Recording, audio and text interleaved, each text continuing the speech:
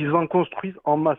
Et aujourd'hui, ils sont en train de voir que Tesla vend beaucoup moins de voitures, qu'ils ont beaucoup de soucis, que ce soit les frais douaniers pour importer des produits, etc.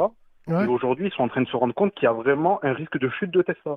Les gars, quand il n'y a plus de caméra, vous savez pourquoi. Quand il n'y a plus de caméra, c'est moi, j'appuie, je vais au fond du bus, je vais célèbre les gens et je reviens. Ne vous inquiétez pas.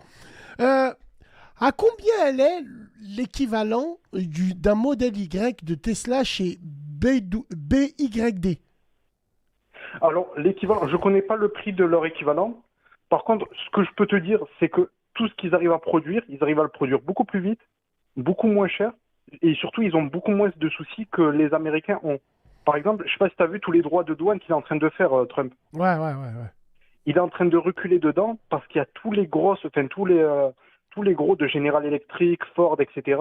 Ils se sont rendus compte que ça les handicapait plus qu'autre chose. Moi, j'ai une question à poser sur les voitures électriques, ce que je fréquente pas.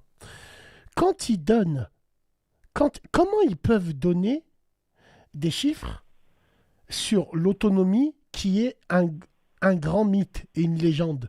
Une voiture qui fait 800 km en électrique autonomie, j'aimerais bien voir ça.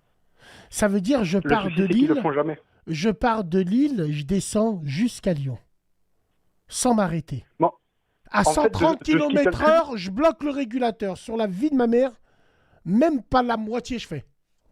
Tu mets le exactement. Mais poste, après, la clim, t'es mort dans le film. le souci, c'est que eux, c'est en condition normale, ça veut dire sur tapis. Mais en fait, le souci de l'électrique, c'est après, il va falloir pousser sur des montées, etc. Et c'est là où ça consomme beaucoup. C'est pas ça. C'est pas ça. Moi, je veux bien. D'accord. Qu'est-ce qui va se passer? En parlant de l'électrique, il y a quelque chose, moi, qui m'a interpellé. Et c'est peut-être une alternative. Moi, je me suis toujours posé la question à Ayabark. Demain, on passe tous à l'électrique. Comment on fait pour le quotidien?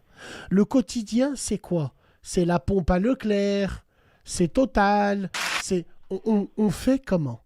On fait comment pour tous s'arrêter et recharger sa voiture? Tu sais ce qu'ils sont en train de faire là?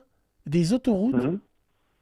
avec induction Ah, induction, qui j'ai vu aussi. recharge ta voiture quand tu roules. Elle est là la solution. Exact.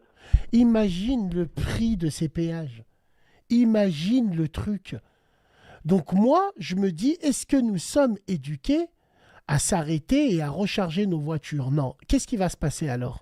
Ben, est-ce qu'on a l'habitude de voir... Ouais, Excuse-moi de te couper. Mais après, je pense que toi, pour toi et même pour nous, notre génération, c'est quelque chose où on a du mal. Mais la génération de demain, là où on peut regarder un film et s'arrêter pendant un petit moment, c'est tout à fait gérable pour eux. c'est vrai.